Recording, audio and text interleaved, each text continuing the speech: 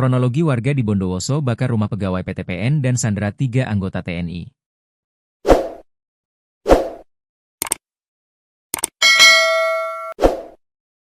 Kronologi warga bakar rumah milik pegawai PTPN dan menyandera 3 anggota TNI ed.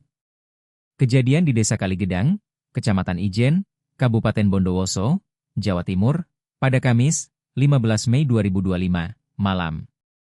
Camat Ijen, Wisnu Hartono mengungkap kronologi kasus tersebut. Insiden ini bermula ketika warga berusaha membuat sistem keamanan lingkungan, Siskamling, di lahan toga milik PTPN dengan izin kepala desa. Namun, pihak PTPN tidak memberikan izin, yang memicu larangan dari anggota TNI. Hal ini berujung pada cekcok dan pemukulan antara warga dan anggota TNI. Kemudian, warga ramai-ramai mendatangi anggota TNI, dan akhirnya 3 orang disandera, 1 diantaranya mengalami luka.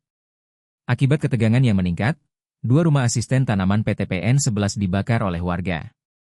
Berkembang tambah malam, kantor Astan di Kalisengon dibakar juga.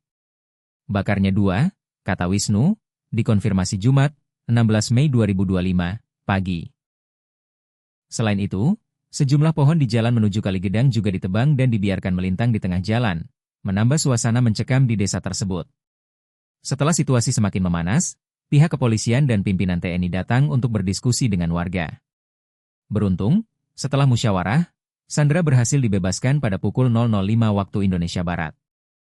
Jam 12:05, sandera dibebaskan, jelas Wisnu.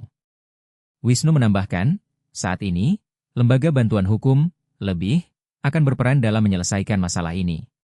Terserah nanti antara LEBIH dengan korban ini, sepakatnya seperti apa. Apa musyawarah? Atau dilanjutkan, melaporkan TNI, terangnya.